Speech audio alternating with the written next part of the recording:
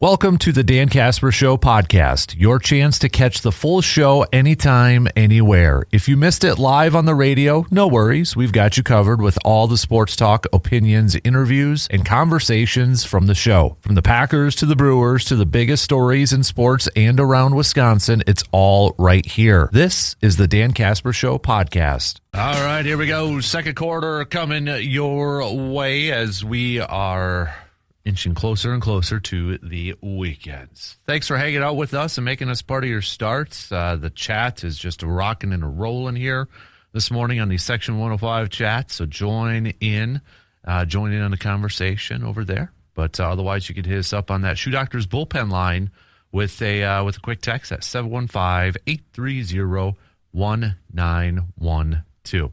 We're going to do some local sports roundup with Mr. Brandon Berg coming up a little bit later on. We've got some more Brewers chat, obviously some Badger hockey chats to get to. Pump the brakes, full throttle, cream of the crop, all the usual Friday suspects. But we kick off this hour like we usually do every Friday, catching up with our doc, Dr. Austin Crow, Chippewa Valley Orthopedics and Sports Medicine for a little inside the training room. Good morning, sir. How are you doing? I'm doing fantastic. Attaboy. Hey, I want to start off a little baseball with Brewers' Brice Turang. He has missed the last couple of games with what they're calling ankle tendonitis. He says he's going to be back in the lineup for tonight or for this weekend.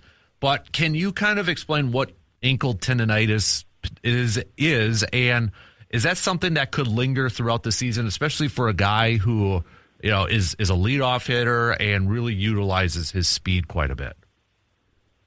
Yeah, so ankle tendonitis, it's obviously non-specific because they're just referring to the joint. So clearly there's a whole bunch of tendons that run through.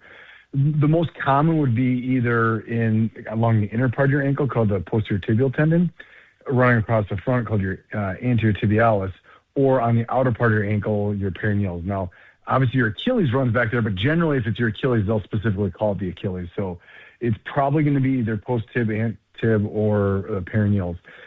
The big question is this coming from an actual issue with the ankle? And what do I mean by that? People who have excessively flat feet can overload the posterior tibial tendon runs the inner part of the ankle. So if he has an issue with overpronation or flat-footedness, that can be a recurrent problem. Or on the flip side, if he has an ankle that's unstable and he rolls it a lot, that can be a cause of peroneal tendon issues. So if it's coming from an actual structural issue in the ankle, yeah, it certainly could be a recurrent problem. You can often address those with either orthotics or bracing or PT or, unfortunately, sometimes surgery. But if this is just kind of a fluke, like, hey, it's irritated and there's a sore tendon in baseball, they're pretty quick to pull the trigger on giving guys rest. If it's nothing like it's significant, then it should be something that goes away quickly. So I guess that's kind of a nebulous answer, but the answer is it could be if it's related to a structural problem. If not, I expect it to kind of go away and not be an issue again. Going back to flat feet, because that's something I dealt with a lot, especially later on in that. Is that something that could relate to I think we've talked about a long time ago, and I don't know if this is the proper term technically, but like shin splints and such, the pain with the lower leg? It can, yeah. So, I mean, overall, our bodies are kind of made to be in a specific alignment. So whether it's our hips, our knees, our ankles, whatever it may be. And so if that's off kilter, you can get kind of what I kind of dub the domino effect, so an issue higher up above. So people who have excessive flat feet certainly can have issues with other parts. I wouldn't say it's like a direct link where it's like, oh, he has shin splints, therefore we think they, jump right to flat feet. But it certainly doesn't help because that can put more stress in there. Now, the term shin splint is people use that term a lot still to this very day. Mm-hmm. Really, that's kind of just a wastebasket term. So it's kind of includes a bunch of other diagnoses. So it's non-specific. So really, what we talk about when we're talking about true shin splints, what you're really saying is basically a stress reaction in the tibia. There's even a precursor condition called medial tibial stress syndrome. So it's basically like the beginning of a stress reaction, an actual stress reaction, a stress fracture, and then the end stage would be a full fracture all the way to the tibia. And those are pretty rare, but they occasionally will happen. So, yeah, you can have issues in the foot or ankle or knee or hip or anything that can result in issues up above and below. But, yeah, there is a link there, but not a direct causation. Gotcha. Okay. Staying with baseball, so Hunter Brown, a starting pitcher for the Astros, he was placed on the injured list with what they're calling a grade 2 shoulder strain. but they said he isn't dealing with any ligament damage. So if he's not dealing with any ligament damage, but it's a grade 2 shoulder strain, what is there anything torn? Is it a muscle? Is it a tendon, or what kind of classifies as that grade 2 shoulder strain? Yeah, so generally we use strains in reference to muscles. So if it's going to be he basically pulled the muscle in the shoulder. Now there's a whole bunch of different muscles in the shoulder. Usually they'll designate it as the rotator cuff if it's specific to that. So it may be like the lat or the teres major or deltoid, something like that. Grade 2 basically is a grading system we do based on the MRI results. And again, we've talked about this in the past. Major league athletes get MRIs at the drop of a hat. So they'll, you or I, we pull a hammy, for example, we basically never get MRIs on those. These guys tweak anything. It's like, let's just throw it in the scanner and see what it looks like. So they get a lot more detailed information, but it doesn't change the long-term prognosis, but it does kind of give you an idea about how long it'll take to bounce back. And grade 2 basically means you're going to see some fibers that are actually torn. So you'll see often there's basically signal in the muscle on the MRI, and that's an area where you've had some tearing of the muscle and bleeding. What they'll try to do, you want to basically keep the muscle as limber as possible to avoid excessive scar formation and then prevent recurrence. And so, you need to let it heal to avoid kind of that quick re-injury. But then you also want to keep things nice and loose so they don't develop a lot of scar there to raise the risk of kind of a more long-term recurrence.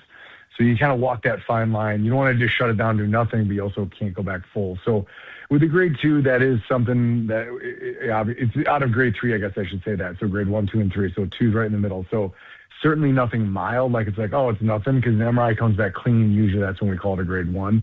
Where we don't see a lot, where it's more in physical exam. Like we know it's the muscle, but the MRI looks good. That'll be grade 1. Grade 2, you actually see signal. So, it's something that'll probably linger for a bit, but should end up resolving in the long run. Got to get your thoughts on the never-ending story of the whole Giannis drama with. I know we talked about the knee bruise and the hyperextended knee and such, but I guess I kind of want your opinion. So his last game was on March 15th. It is April 10th.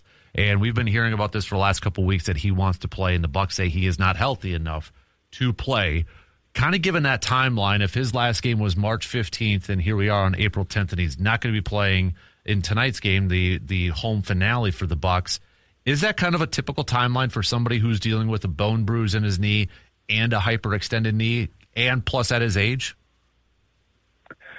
The answer is it's in the realm of possibilities, for sure. So obviously for him, immediately it goes back to like, well, he did this in the NBA Finals and played the next game. Right. Like, why can't he be back on the court? Well, first of all, NBA Finals, different scenario, right? You're way more likely to push through something where you otherwise would not. And then to take it a step further, we just don't know the severity, right? I haven't looked at the MRI. The general public hasn't looked at the MRI. There are nasty bone bruises where people are, unable to play for, I've seen months. I've seen that absolutely in high school and college athletes. So is it possible? Absolutely, it's possible. Now, what you really start scratching your head, though, is when you start to get some divergence of comments from the athlete versus the team. Then you start saying, well, what's going on here? I don't really know what the ulterior motive for the Bucs would be at this point to keep him out, because maybe they don't want him to get re-injured because they want him to be healthy for a trade. But if he wants to play and he feels good, usually that's what we go on. So the MRI, to be clear, when we get an MRI and see a bone bruise, we don't be like, all right, we'll come back in three weeks and get another MRI to see if it healed. They heal. It's really based on what the athlete says, like, how am I feeling? Now, he may be saying he's ready, then he goes out in the court and is limping, and they're like, you're not going to go out and play. So I guess where the truth lies, hard to say for sure. But to answer your question explicitly, yes, this time frame of a month, we do see bone bruises that last that long, absolutely. Whether it's some gamesmanship beyond that, well, that's hard to say for sure. Right, yeah, and I think that's where it's, a lot of people are kind of going back to that NBA Finals, and we talked about that a few years ago, where that looked like a very potentially gruesome knee injury, yeah. and I think he only missed a couple games and came back, but you're right, it's the NBA Finals. Plus, he was like 4 or 5 years younger at that point, too. Yep. So. Yeah, that all plays a role. And, that one certainly looked bad. I think we talked maybe even that night, you and I, and I was like, I think that's a significant ligament injury. Obviously, I was wrong, which was great news for him, but that one looked bad. But sometimes injuries can look fairly benign. Sometimes you'll see someone's knee just kind of do a funny little buckle, and you're like, oh, that's probably nothing too bad, and bam, they tear their ACL. Or something shifts and they just get a really bad bone bruise. So, just what it looks like isn't always corollary. I mean, there is usually some correlation with it, but it's not always a direct like, oh, it looked bad, it is bad, or vice versa. So, it's hard to say for sure. I gotta bring this up. I know it's been a couple of weeks and such, and I know he didn't suffer an injury, but I mean, one of the more popular athletes I think you and I have talked about since we've been doing this segment has been Tiger Woods, and obviously in another vehicle accident and such, and he's taken some time to try to get healthy and such, but I mean, it sounds like he was on a bunch of painkillers. I mean, you and I have talked about it for all the different medals he has and what he has put his body through. I can't imagine, Austin, the amount of physical pain that this guy is probably going through on everyday life. We probably can't even fathom just because of what he puts his body through and all the different pieces that are in there. And I had seen, I think it was another golfer or maybe it was somebody else that said weightlifting is probably what caused all these issues with Tiger Woods and where he's at with all these injuries. I mean, I don't know if I mean, you're the expert probably in that, but I mean, weightlifting potentially causing a lot of those issues. Do you agree with that? Yeah. I mean, so a lot of things to chat about when you talk about Tiger. I mean, I think to answer your question, no, I don't think directly. I don't think weightlifting as a whole, I think weightlifting is good for the body. No, I think you can take things to an extreme. I think if you look at what maybe what weightlifting made his body into and then what he did. I mean, if you go back and look at his swings back in the 90s and early 2000s, I mean, it looks like, DeChambeau now. I mean, it's somehow they're swinging at like 110%, it looks like, right? Yeah. I mean, so I think it's more so that the way he swung, I mean, it was a violent swing. I mean, I think it's the only way you can describe it. It was a violent swing. And I think that rotational stuff, because a lot of his issues have revolved around his back. Now, he obviously had the car accidents, which resulted in leg trauma, and that's more, I'd say, fluke than anything else. But as far as his back, which I think has been really his biggest, nemesis when it comes to his health, I think that's from his violent swing, truthfully. Now, could you argue he got stronger weightlifting? I guess so. But as a whole, I'd say weightlifting is good for all athletes and all people for that matter. Yeah, I mean, and then, to touch on, the pain that he's going through. I mean, people who've had multiple major orthopedic surgeries, I mean, pain-free is not always a reality. And it's something that we talk about with our own patients and how people navigate that. It's a challenge because, I mean, pain is just hard to deal with. I mean, day in, day out. I mean, if you have an issue and it's like, look, you are now going to have pain the rest of your life. That's a really tough pill to swallow. And people deal with that in different ways. I mean, unfortunately, substance abuse is very, very common in this. And I'm not saying that's what he's going through, but it sure sounds like it, right? I mean, he hasn't, I don't think, explicitly said that, but there's been inferences to that. And people, get on pain medication. We know that on the whole, opioids for long-term pain relief are bad because you run into all sorts of problems, including things like this. He has not had his day in court yet, so we can't say definitively whether he was on an opioid or whether he was on a benzo or whether he was, it sounds like the only thing we know for sure, I believe he had no alcohol in his system. I think they have come out and said that. Right. But was he on a different drug? It's possible. And I mean, that may be something that he's been prescribed and that he can legally take. Now, you're not supposed to drive on that, and that's where things can get a little fuzzy. But I mean, it's a challenge to look at, how people navigate that chronic pain. And I mean, with his injuries, I would guarantee you he's got some level of pain at all times, and it could be quite severe. I mean, he had his leg trauma that he came back from, the fractures and then ultimately a fusion. I mean, those things just don't always come back at 100%, even when the surgeries go great. I mean, it's just, he's been a fierce warrior to go through everything he's gone through, but there's battle scars, and that's something that he's dealing with. And I'm sure you have a lot of listeners that have their own issues in the same way, where it's like their bodies just don't get back to 100%. Orthopedic surgery, I mean, that's our goal. We take care of people, whether it's an acute injury or a chronic problem. Our goal is to get people as much pain relief and as much functionality as we can. But I'd love to say we always hit the mark, and the answer is we don't. And so it does leave people with issues. And it's just your heart goes out to a guy like that who's put his body on the line in what he's done, and to see what he's going through. So hopefully he can get better raps on that. And, if it ends up being an issue with, opioid addiction, prescription ones, it'd be great to see him get off of those and find some other things that can help get him through it. But then at the end of the day, it's like, look, he's still going to be battling the pain. So how do you navigate that? And then that's a hard problem. So it's going to be an ongoing thing for him, and hopefully he lands on his feet and does what Tiger always does, which is surprise us with comebacks. Right, yeah, and it was actually a golf commentator, Chambly, Brandon, is it Brandon or Brandel Chambly said, and I don't know if this is necessarily accurate, he said, quote, he traded speed for strength with his weightlifting, but I mean, like, we all see Tiger Woods swing. I don't think he was suffering in terms of the speed on his backswing or anything. Gosh. He had it all. I mean, he did things with a golf ball that I mean, sometimes you go back and watch clips of his play back then, and it was just, I mean, he was on a different level. I mean, that stretching was like in the late 90s, early 2000s, whatever, somewhere around there. I mean, he was playing a different game than everyone else. Mm-hmm. I mean, it was just, it would be, I'm sure Vegas had lined Tiger versus the field, and I'm sure odds were Tiger was going to win. I mean, he just was playing different. Yep. Yeah. I mean, I remember those days. It was Tiger versus the field, and you'd be kind of stupid not to pick Tiger, during his prime and such. He was just playing at a different level. But yeah, I mean, I think people, even at the time, if you look back, people were talking like, is his body going to be able to withstand that, again, violent swing? And clearly his back didn't. I mean, I'm not sure how many back surgeries he had. I think at least 3. Yeah. And there's a kind of a joke, back surgery is the gift that keeps giving, because once you have one surgery, it generally leads to additional ones. So whether it's a discectomy where they clean up like a disc herniation, or a laminectomy where they decompress an area, usually there's going to be issues adjacent to that. And once you start fusing levels, now there's stress above and below that, so you get what's called adjacent level disease. And so now sometimes you have no other option, right? I mean, if you have a bad disc and they're in severe pain, yes, you fuse it knowing 5, 10, 15 years you're going to have to fuse the next level. But when you're doing that when you're 40, 45, you start mapping it out. You're like, we got ourselves a long road ahead of us.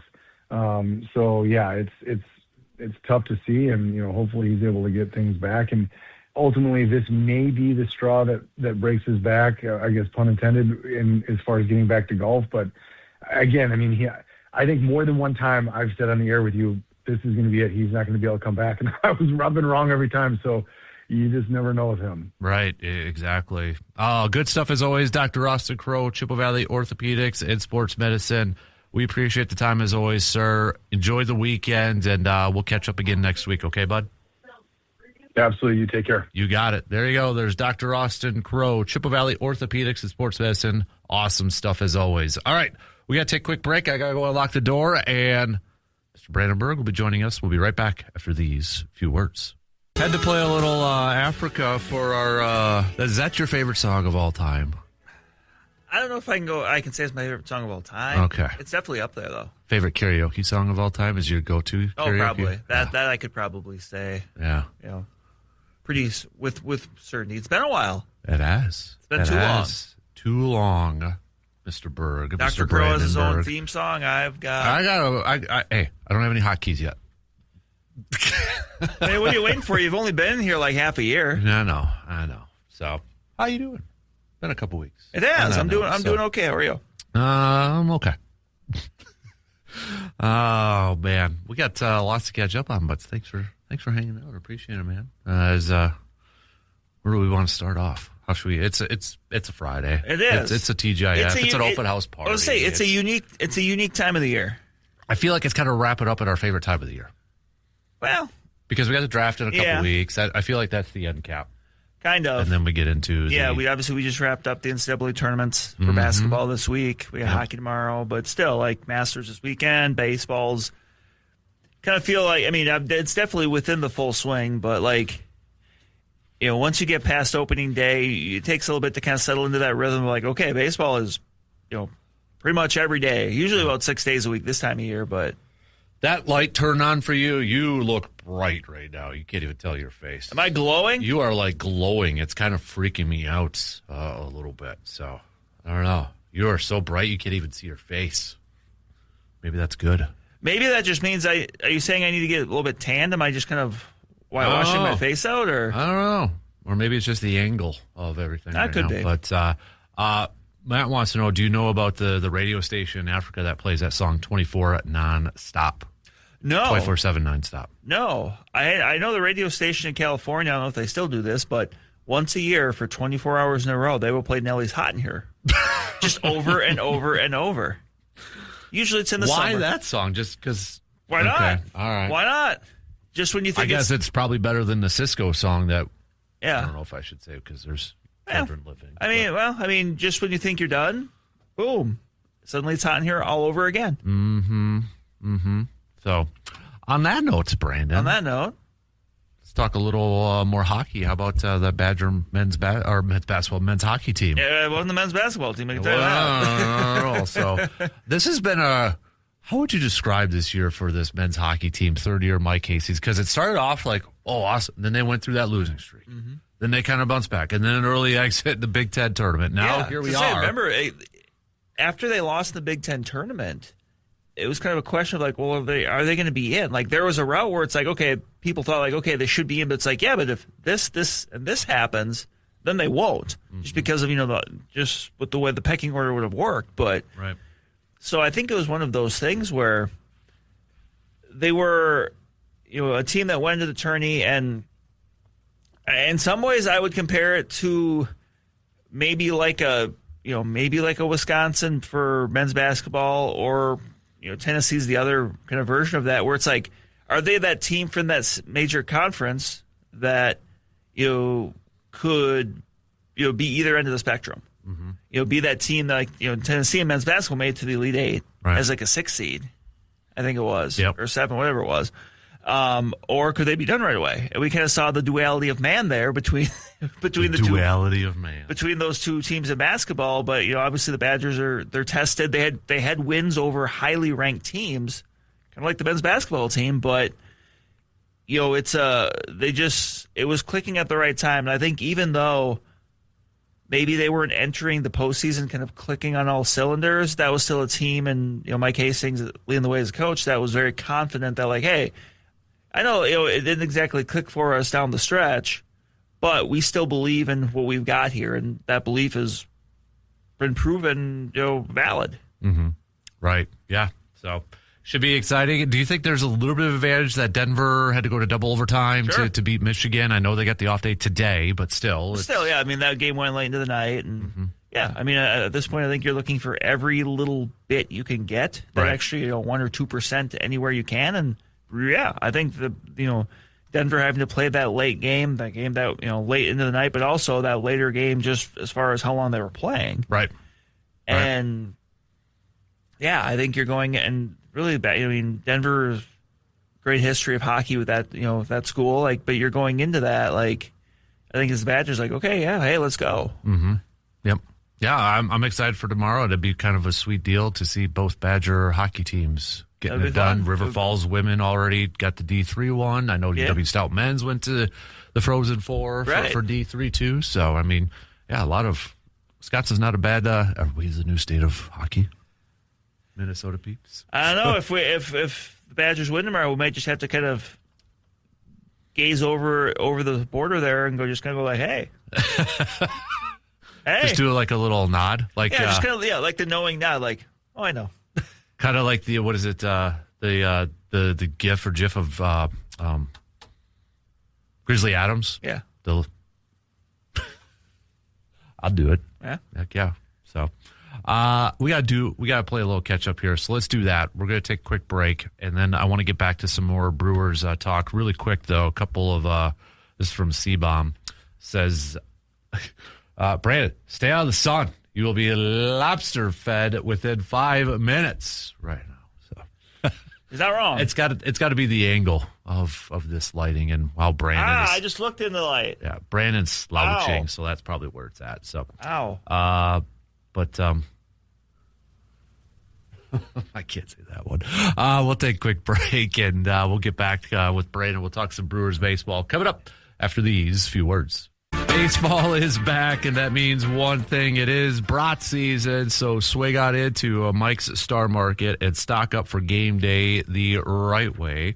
From a fresh and wide variety of flavorful brats to all they've got, everything you need to fire up the grill and feed the whole crew. Whether you're tailgating or maybe doing some backyard grilling or catching the game at home, nothing says baseball like brats on the grill. Make every pitch, every inning, and every bite count. Mike's Star Market in Eau Claire, your home for brat season. This is my only chance where I could play like bangers like that because they won't let me on the other radio stations and play 90s and 2000s songs. Should sweet talk Luke a little bit. I tried, but no. I might just, whatever. I'll do it on my own show then. But I just saw this. I got to bring it up because everybody, I think in our age group, loved getting an East Bay catalog. I didn't know they're coming out. The founders are coming out with a book that drops next week. Ooh. The Book of East Bay, 2 friends and a catalog that changed the sneaker business forever. I still remember, well, first of all, catalogs, I miss them. We still get some once in a while on that, but, the big old wish books for Christmas, East Bay, and then I remember looking at catalogs and circling, I want this jersey before the internets and, jerseys and starter jackets. Right, the internet is our catalog now. I know, but the East Bay, to look for the deals on those basketball sneakers. I think that's where I got my Dada black and gold chrome sneakers and the Dada Supremes. Oh, man. Those were the good old days. Did you order sneakers from East Bay, right? Possibly? I remember doing it through when I played basketball. Yeah. Yeah, because we had... Yep. Yeah, so... Man, those were the good I actually might still have my high school basketball shoes. I wish. But I don't, they're I think my feet are a little too big for them now, and there's, zero tread left on the bottom, so it would basically look like me ice skating if I wore them and tried to run. Surveyor says, thanks a lot. I got whiplash now, so. Right? So what we're going to do on Fridays is an open house party, a little TGIF. We're going to play some banger music for the next 4 hours. Why not? Right? It's supposed to be fun. So, I'm gonna see if I can get that book. And man, so many good memories of going through that thing. Just looking for the clearance stuff because couldn't afford some of the high price stuff on there. But man, is East Bay still a thing? I honestly don't know. Is it? I don't know either. Let me just see. I know obviously they had to go Champ Sports it goes to when I go to eastbay.com. Okay, so I think got bought. They were purchased, but I know it. Obviously they had a run, but then probably got a nice offer. And look, if you're starting a business kind of from the ground up, and you kind of get the chance to cash out and be good. Mm-hmm. Yep. So, all right, we've got some Brewers chat here this morning. So, off day yesterday, they're back at it, taking on the Washington Nationals. Brewers coming off their first series loss against. I don't felt like they were kind of due at that point. Both teams maybe, right? A little and then bit. Kind of going into especially the Wednesday game, it's like, okay, obviously Brice Turang is a little banged up, so they gave him the day off. They gave William Contreras the day off. Obviously there were some people kind of maybe a little miffed at the lineup that was thrown out there. I'm like, well, I mean, if you got to figure if those two are in the lineup and you're already without Jackson Churio and Andrew Vaughn, that lineup is not going to exactly look great for that specific day. Right. Yeah. But they have an opportunity to go up against. Now, the Nationals have a good offense, but their pitching is putrid so far at the beginning of this year. They got the legend Joey Wiemer. Yeah, they do. But we were kind of looking at, in the first hour, looking at some of the numbers and such. And, it's a tale of two different sides. Offense, I mean, they can hit the home run ball for the Nationals. They're one of the top 5 teams in all of Major League Baseball. But then you're talking about bottom 5 in terms of pitching and ERA and all those, pitching numbers and such. So I look at, as this perhaps as an opportunity for this Brewers offense maybe to bounce back after getting shutouts in that last game against the Red Sox and such. Could we potentially see some high-scoring games in this series? Maybe. Possibly, looking at the Nationals. So I know they helped us out by taking down the Cubs in the opener, but they've kind of come back to earth a little bit here, too. So a little bit, but the first time this year the Brewers will be facing a team from the National League. I know, right? It's a very American League heavy start to the season. Yeah. Brandon Sproat was supposed to get a start, but they changed that. So now it's Chad Patrick tonight, then Harrison, then Woodruff getting to start on Sunday. We haven't had any updates of why or anything like that. And we've seen the 2 starts from Brandon Sproat and such, but I hope there's no fans saying that was a waste of a trade or anything like that. I hope not, because I think the talent is obviously still there for him. And maybe, it might be just something where they're bumping him back a little bit. Just there's something he's working on, or just to give him a little extra time. Right. Yeah, Drowan got his debut. He was sent back down just to get a fresher arm. Right. I'm sure they'll make a move. I'm sure they're going to bring somebody back up. Do they still view him as a potential starter, or is he kind of like that Aaron Ashby? I kind of thought it was going to be maybe more of a reliever, but just, obviously circumstances dictate situations, and that was, I think, kind of the spot where, like, okay, look, we kind of need this. The doubleheader kind of, threw a little bit of a monkey wrench into things, so they needed that spot that particular day, right? To keep everybody else on a good plan. So just bring them up and kind of see what you can get. And I mean, you saw some of the stuff at the same time. I think guys probably maybe a little nervous. And just going up against his former team, the team, and it's Fenway Park, for crying out loud. Right. So, but I think that I think a lot of these pitchers with the Brewers, like, especially when they're still pitching, when you're in AAA, like, they may not have that fully defined out role yet. It's like, we kind of want you kind of just want you to pitch, and then we'll figure it out as we need to. Yeah. So, Chad Patrick, I think, is he kind of the guy that's flying under the radar a little bit? Because, we talked obviously about Mizorowski heading into the season, obviously Brandon Woodruff, and then the Kyle Harrisons and Brandon Sproats and all that. And then there's just Chad Patrick, and he's been off to a really good start to begin the year. Is he just, do you think feel like he's maybe the guy that we probably should have maybe paid attention or talked a little bit more about? Probably. I remember a couple weeks ago when we did our season picks, and you picked him to lead the team in innings pitched, and honestly, I kind of forgot about him. I'm like, oh yeah, that makes a lot of sense. And I just had kind of, he was just. It's weird that a guy that made his major league debut about a year ago has so much kind of just slipped into that. Oh yeah, he's just there kind of guy. Like, and I mean that as a positive, right? Like a guy that you don't even really have to think about too much more. It's like, oh, he's gonna, he's reliable. He'll go out there, and he's obviously still pretty young, and he hasn't. I think both his first 2 starts were 5 innings, so it's not like he's pitched super deep into games. But at the same time, like, those have been prolific outings as far as keeping the opposing team off the scoreboard. So. Right.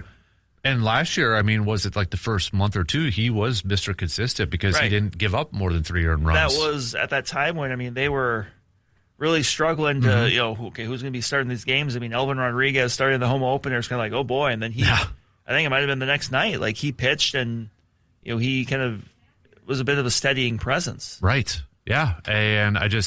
And then you look at what he did in the postseason. Obviously, Jacob, again, gets a lot of it, but Patrick was really solid in the postseason, too, for this team. So, no, I think you're right. It's not a negative thing that we're forgetting. It's just maybe we're not taking it for granted. It's just kind of that comfortable blanket, warm blanket, security blanket almost with him. So, offensively, within the first 2 weeks of the season, who's been the player that's maybe surprised you the most? Has it been Yelich with his numbers? Has it been, I know Turang missed the last couple games, but it seemed like he picked up where the WBC was off. I will throw a bone to Christian Yelich because last year he had a good year, but he kind of got off to a slow start, and it seems like he has gotten up to slow starts in the past, but not so much this year. And he's just looked really, I don't know, just really comfortable. If that makes sense. I mean, there's been some tough at bats against lefties, but that still, like, he just seems like he's in a good place, like physically, like maybe just in the head as far as just kind of understanding how things are. And I know in spring training, I think it was Kurt Hogue from the Waukee Journal-Sentinel had mentioned that he was working a lot with Daniel Vogelbach about kind of getting the leg kick back. Which was something that when he was really 2018, 2019, that was something he was really doing. But then after the the injury and stuff, he kind of went away from it, and you could kind of see like he wasn't necessarily maybe pulling the ball with power all the time, and that just seems like that's something that he's kind of getting back to a little more. I mean, and look, let's put it this way: if Daniel Vogelbach does nothing else as a assistant hitting coach or whatever he is, but getting Christian Yelich to kind of get back to those old ways in some ways, like that's already worth it.